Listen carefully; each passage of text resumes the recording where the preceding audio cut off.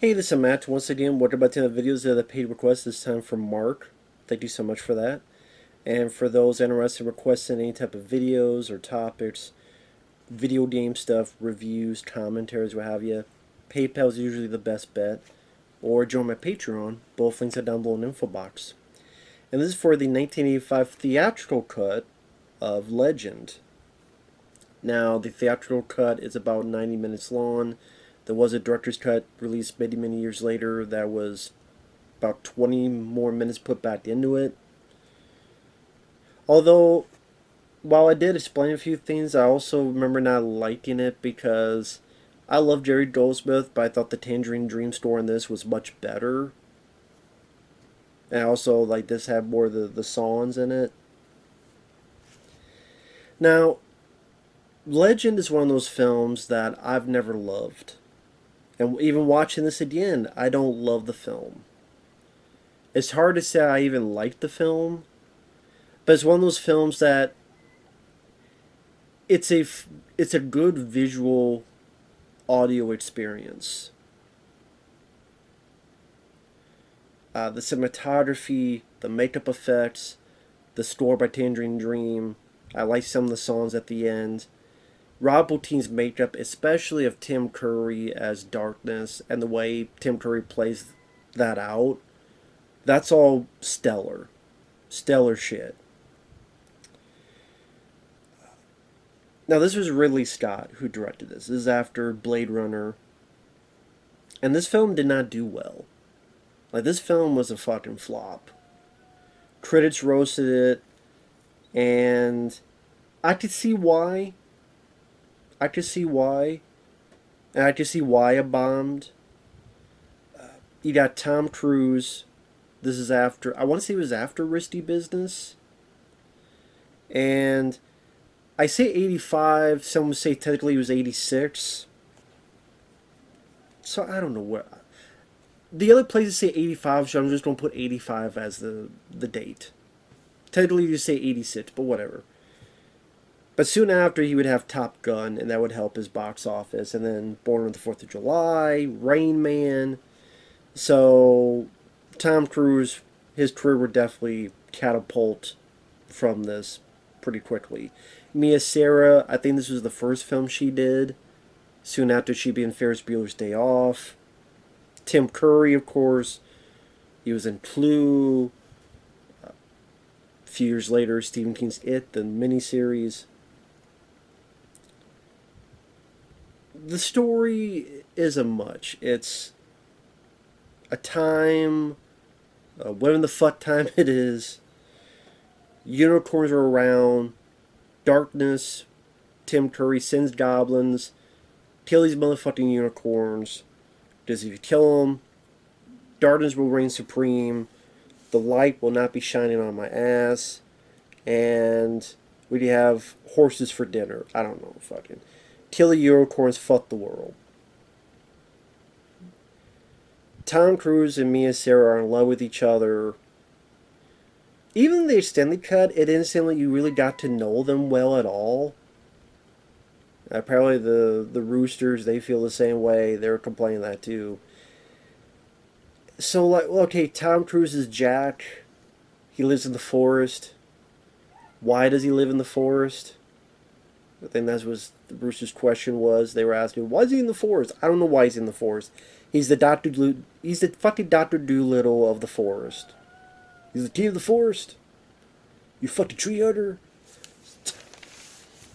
Tom Cruise. He just didn't have much to work with for a performance. And I like Tom Cruise. And he's done a lot better. Even whether it be Top Gun or Born on the 4th of July or Rain Man. I mean, he's playing a dit, but he has more to work with performance-wise. And I do like the film, Rain Man.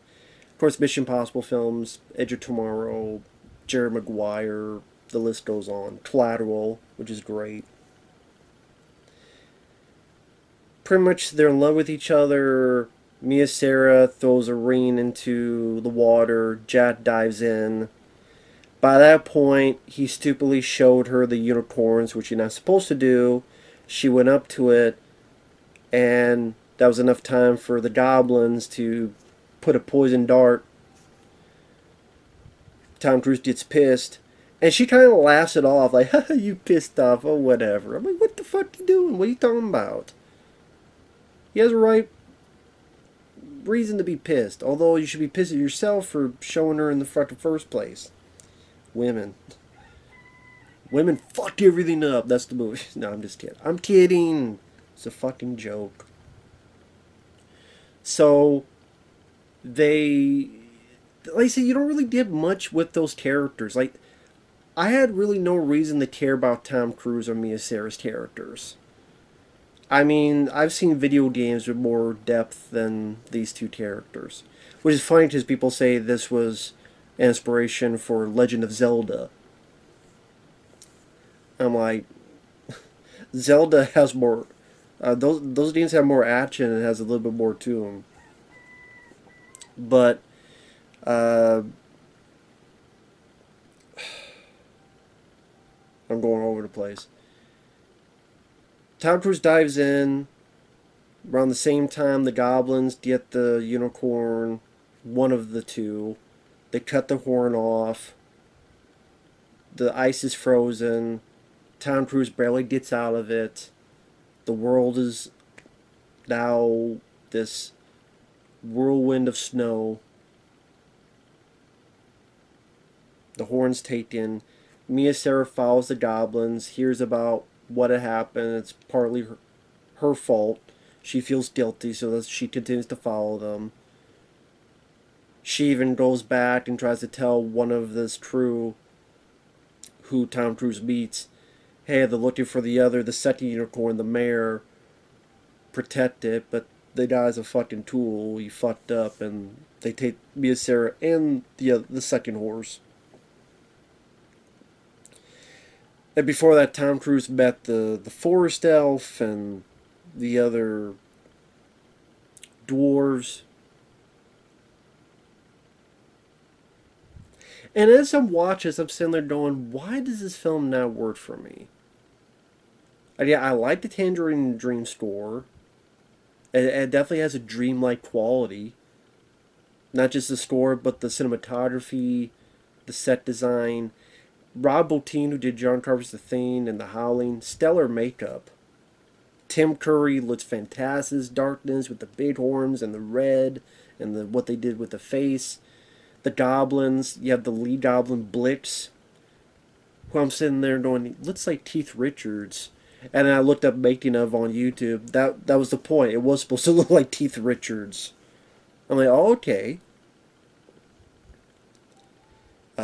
And then there's like one goblin that's like a pig face, and then there's a third one that has his helmet on, which he was more the funny one.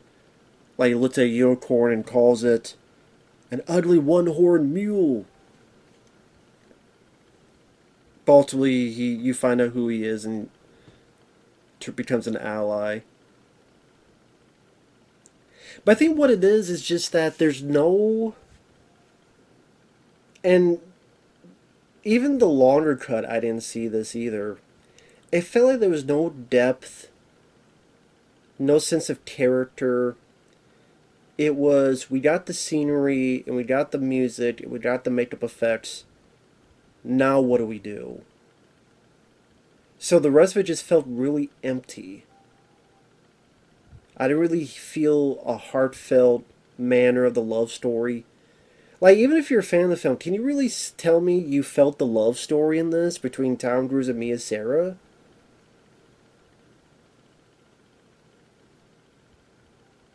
Because I didn't. And Tom Cruise's character doesn't do a fuckload lot in the movie. To be fair, he does a little bit of... It's not he does nothing, but it felt like for this adventure where now Tom Cruise, he needs to go stop this. They give him the sword and the armor. He has his tunic on. And you have, again, the forest elf, who at times just seems like an asshole. You have the fairy, who's a slutty fairy, because half the time she's thinking of getting in Tom Cruise's pants. I know you got a girlfriend, but kiss me. I know you got a girlfriend, but ride my face. You know, it's like, okay, lady, shit. Call them your fairy titties. And these dwarves. One of the dwarves, and I realize why it's the same actor, remind me of Gwildor from Masters Universe, the Dolph Lundgren He-Man movie. Because it's the same actor, Billy Barty. But almost like the way he looked and the way he sounded, it just reminded me he was just... He changed his name and found He-Man later on. And to be perfectly honest, I'd rather watch that movie than this. I'd rather watch Dolph Lundgren's Masters Universe than this movie. Just while this movie is technically better made, that movie is more fun with more action, more entertainment. And I think that's what's missing from this, is that there's not much entertaining about the movie. Adventure, danger. Because as they're on their journey, they meet May Mucklebones, played by Robert Picardo, who was in The Howling. If you've seen Gremlins 2, you know the guy that at the very end of the film, the female gremlin has the hots for him, and he kind of has that look, and she goes up and kisses him, and that's the way the movie ends. The guy being kissed, that's Robert Picardo. He was in Inner Space. He was the alien at the end of Explorers. That shitty ending. He loved the look of this witch. This hag witch. Loved the look of it. They said Rob Bottin, fantastic job on the makeup effects. Now in the theatrical cut, it's very short. It's like Tom Cruise says like 2 words and then decap.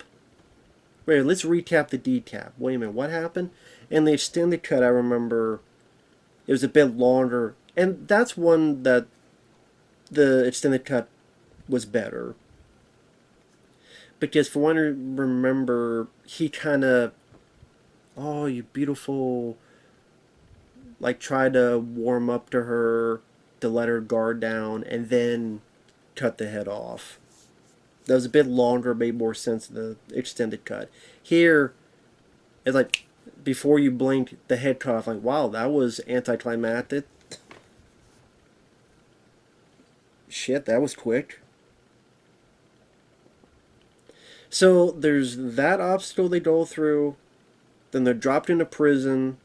And the fairy is like, give me a kiss and I'll get you out. I'm gonna put my dick in your fairy mouth if you don't get me out. Fucking shit, bitch. God damn. I have a girlfriend. You're a fairy. You don't fly anywhere to find a dick to fuck. God damn it. But ultimately, she does get him out. And that bad guy... Here's the funny thing about this movie. You know, I talk about that character Blitz, the one that looks like Keith Richards, and the pig face goblin. They disappear. Like, especially the Blitz goblin is made to seem like, other than Tim Curry, the main villain. Disappear. Gone. You never see them again. You never hear them again. Of the 3, it's only the one with the helmet who was funny, who just thrown in, and you find was in prison, and then takes his helmet off, and apparently he was one of the dwarves, and now he's like, oh, please, let me be with you. Now, granted, there's no development of he feels sorry for doing this. Why did he do this? Why did he leave the other dwarves in the first place? Why was he with darkness? Let me do something to repent my sins. None of that is done, thought of, talked about at all. And that's what I mean by there's very little depth in this. It's like, why should we trust this guy? What are you going to do to repent for what you did? You helped cause this. He doesn't really do anything to... They save him, and then he doesn't really do anything. Well, he does like one thing, to be fair. It wouldn't be fair to say he does nothing, but... Yeah, he's the only one that comes back. The other 2, you never hear of them again. That's a pretty goddamn big, egregious mistake. Now, I read up that apparently those characters were added in the last minute. Okay, but then they should have been in the background somewhere. Like, was it because during the production of the film, the set burned down?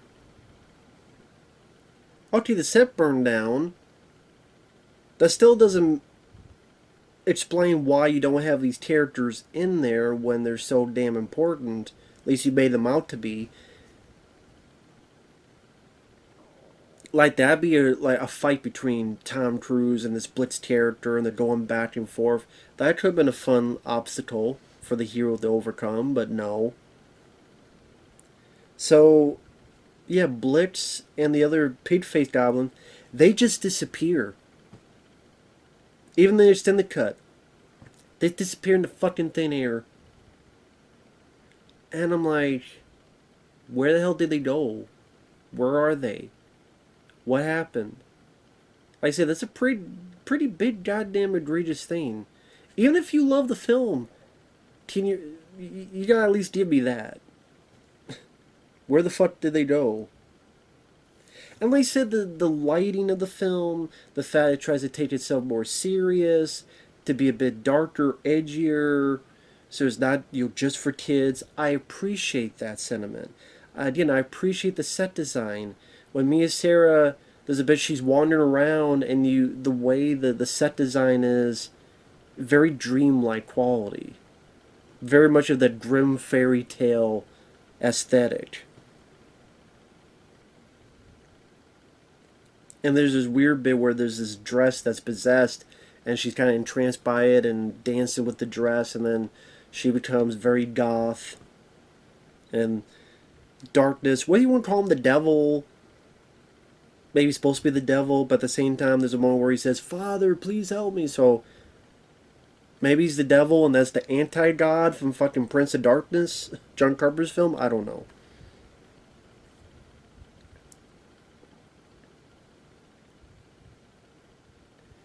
But again, this is most of the film.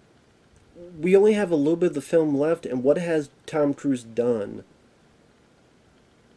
He decapitated a hag that didn't see much trouble in 10 seconds. Then you have like these bigger, older type guys, and Tom Cruise's character is flipping around in his short shorts. Releases his thing, a lot of steam to help fuck up these big guys. Then you get to the end where he's dealing with darkness. And to be fair, Tom Cruise is doing stuff. There's a point where he does a drop kick and is a little bit of a sword fight. So it's okay. Finally, he's doing a bit of business. We're at the end of the film, but would have been nice to see a bit more action, a bit more adventure, a bit more up and down of this adventure quality, a bit more obstacles thrown in our hero's way.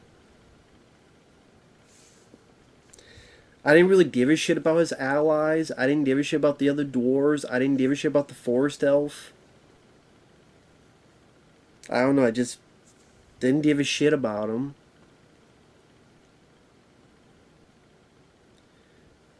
I'm still wondering where the fuck Blitz and these other villains are.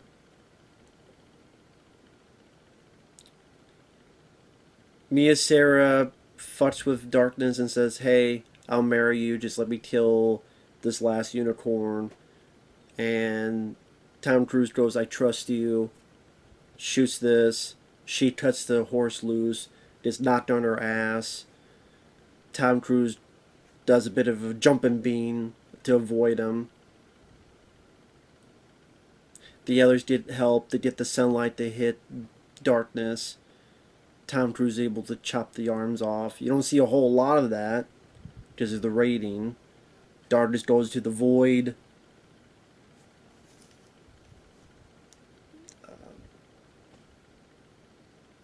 There's something about doing some type of weird ritual where Tom Cruise is jumping, I guess because he gets the ring, and then Sara's okay, and then they're able to put the horn back on the unicorn. Now the two unicorns are okay. Like I say, it's one of those scenes where I'm watching the film and I'm sitting there. I like the way it looks. I like the dreamlike quality. I like the set design. The makeup effects are fantastic. I love the Tangerine Dream score. I even like the songs Loved by the Sun, which I don't know if that's in the director's cut. Loved by the Sun. It made me go like this might as well just been a silent movie. Other than Tim Curry, I did like him as Darkness. He was pretty damn cool. The rest of the movie should have just been like a silent movie. And I don't know, maybe that would have worked better. Use the music and visuals that make this movie go, not anything else in between. And I forgot this is the movie that had that song. Is your love strong enough? Because I've heard that song before. I forgot it was from this movie. I don't know if I thought it was not Highlander, but for some reason I thought it was something else. But no, it's from this movie. I like that song too. Is your love strong enough? See, it's one of those films where I want to like it more than I do. I do. Like I say I appreciate what it was trying to do, but it was kind of much ado about nothing when you really look at it. There's a lot of good filling, but there's no meat and potatoes to it. It's like having a meal and there's some dessert and there's some nice dessert. Tastes good, but I need the main course and it doesn't really have much of the main course. I need the chicken, I need the steak. I need the where's the meat of the matter? And that's what I mean like the love story is very below mediocre, mediocre at best. The action is very lacking. There's not much action in it at all. It's not much swashbuckling at all. It's not much adventure in it at all. Like I said, Tom Cruise barely gets to do anything except a little bit at the end, for the most part. You wish there were more monsters or more obstacles or more problems in their way during this adventure. Some characters just disappeared, get dropped. Like Blix, the Goblin, that looks like Keith Richards, and the pig face one, they just did drop, disappear. Some all of a sudden are good guys, like the third one, and then there's no why did you turn, why did you, like, nothing's really comes of it, nothing's really talked about, nothing's really delved into it. There's no deep character development or storyline to it. And there's not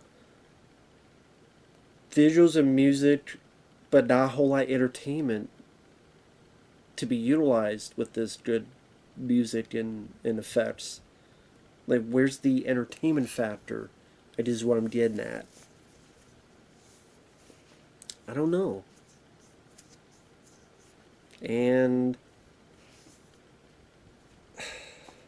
like watch it again, I'm sitting there going, I would rather watch Willow. I would rather watch Conan the Barbarian, Conan the Destroyer, The Sword and the Sorcerer, Labyrinth. I would put Labyrinth above this. The Dark Crystal. I would put the Dark Crystal above this.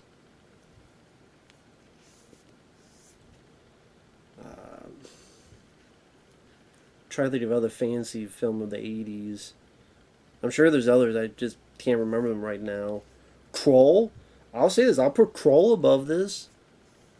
Ride of the fucking Fire Mares, motherfucker. I'll put that above this. With the glaive. Yeah, I just... take that for what you will. But Tim Curry is pretty damn cool. Looks really cool in this. There's a reason why he's the thing people remember the most in this. Rob Bottin, Where the Fuck You Are, the Bermuda Triangle, Where the Hell You Went and Disappeared To. You did a great job. Like I say, I would say I prefer this cut because I like the music, and I love Jerry Goldsmith, but his music and really wasn't much. This was better music. And like I said, the added footage, like other than the main Mucklebones scene, make a bit more sense. The others just wasn't really needed, or if its attempt to be that depth, it just still wasn't successful. So I guess I do say is that the stuff I'm talking about was in the director's cut, but it still wasn't done as successful as it should have been.